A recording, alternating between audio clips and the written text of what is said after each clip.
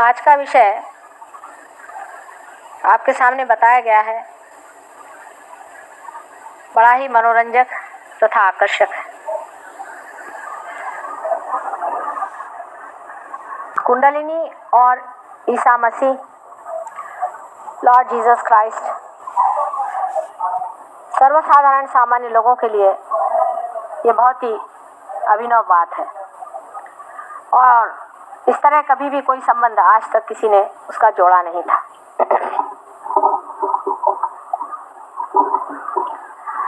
इसका कारण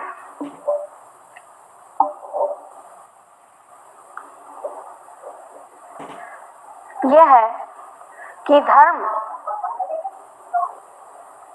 के वृक्ष में जब जब फूल खिले हैं तो वो अनेक प्रांतों में, अनेक देशों में, अनेक भाषाओं में सुगंधित रहे, लेकिन उनका संबंध आपस में क्या बना रहा वो सिर्फ वृक्ष ही जान सकता है। जहां जहां वो खिले हैं, जहां जहां उनकी सुगंध फैली है, वहां के लोगों ने उन्होंने कभी अपनाया नहीं। तब फिर और लोग इसे कैसे जान सकते थे या समझ सकते थे कि ये फूल एक ही वृक्ष में लगे हुए हैं।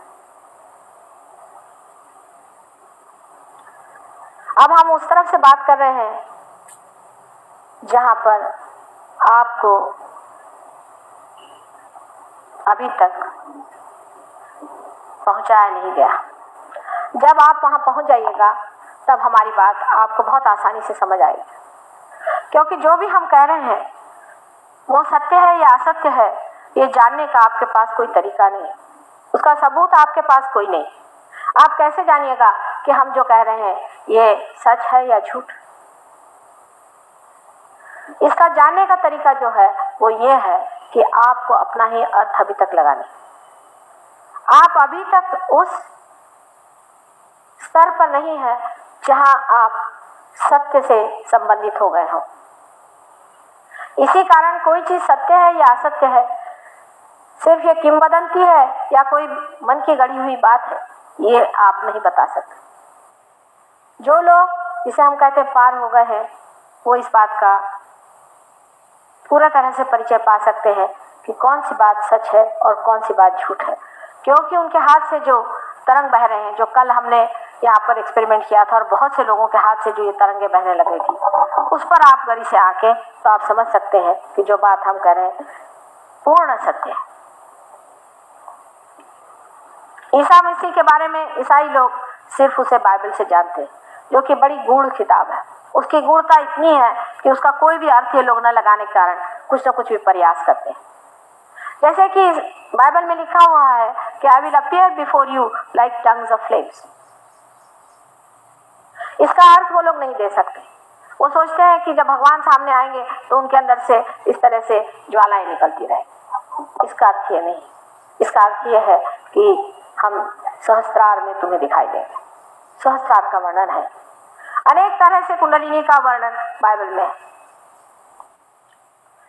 असंख्य उसके कोटेशंस आपको हम दे सकते हैं। ईसा मसीह ने कहा है कि those who are not against me are with me. जो मेरे खिलाफत में नहीं है वो मेरे साथ है।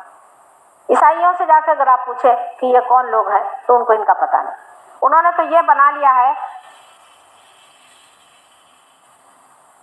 कि ईसा मसीह ने कहा था कि I am the path, I am the door. मैं रास्ता हूं और मैं दरवाजा हूं। लेकिन ये नहीं कहा था कि आई एम द डेस्टिनेशन, कि मैं मंजिल हूं। ये बात उन्होंने नहीं कही थी। अगर उन्होंने कहा था मैं रास्ता हूं और मैं दरवाजा हूं तो फिर मंजिल कोई और होती। इतने गूढ़ भाषाओं में बात करने के बाद भी उस जमाने के जो दुष्ट लोग थे, 4 साल के अंदर, सिर्फ 4 साल उनको जीने दिया।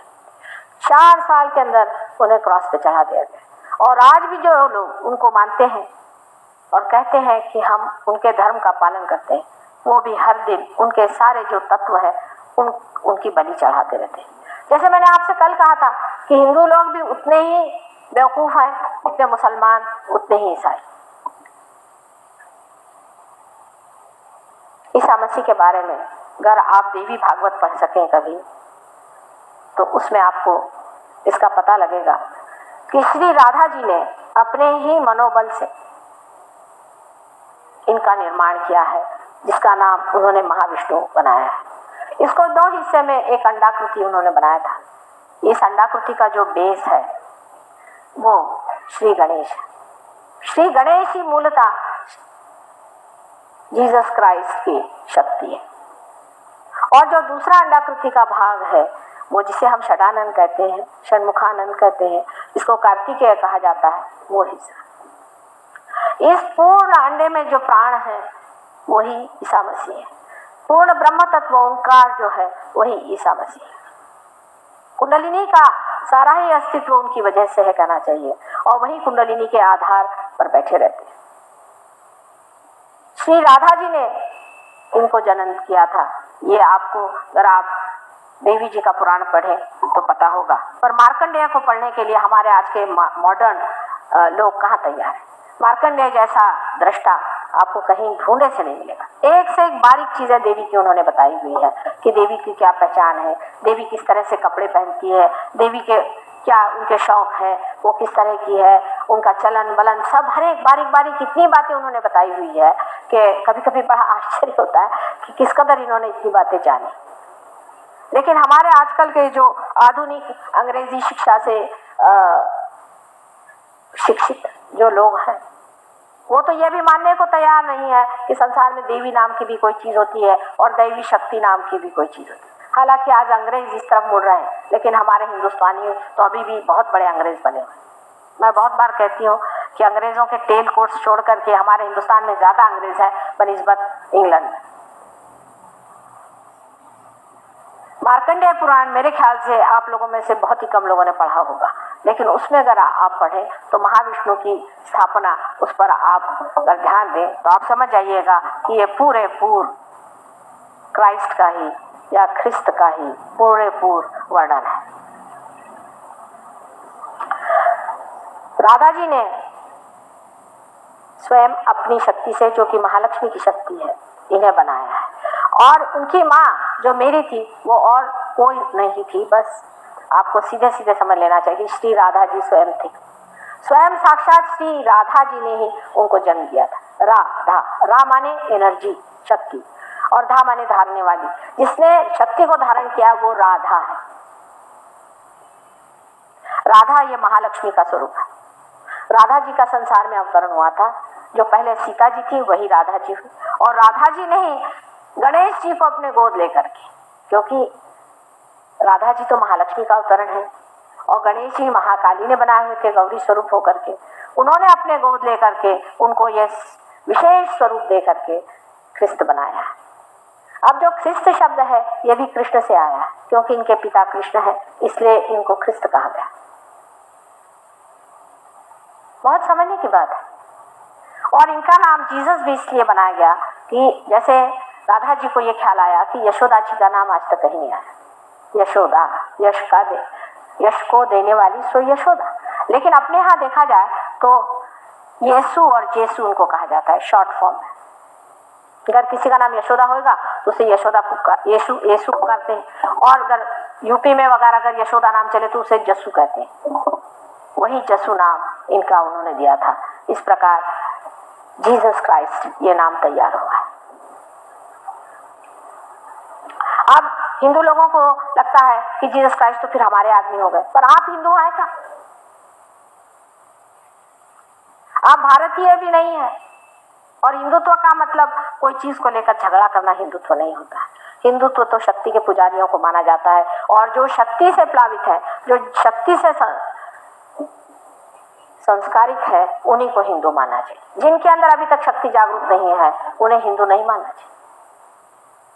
इस प्रकार आप समझ सकते हैं कि जीसस क्राइस्ट ये श्री राधा जी के बनाए हुए वैकुंठ के समय के एक बहुत बड़े अवतरण है। इनके बारे में ये वर्णन है कि राधा जी ने इनको बनाया। उसमें से फिर उनके 2 हिस्से किए गए। एक हिस्सा तो उन्होंने इसी तरह से छोड़ दिया जो श्री गणेश का हिस्सा था, और जो दूसरा हिस्सा था उसी को विशेष रूप दे करके उस अंडे को उन्होंने एक बालक का रूप ले गया। फिर ये बालक बहुत सालों तक रोता रहा। उसको अपने पिता की याद आई। जब उसके पिता ने उसे देखा, मतलब श्री कृष्ण ने जब उन्हें देखा तो उन्होंने उसको अनेक वरदान दिए।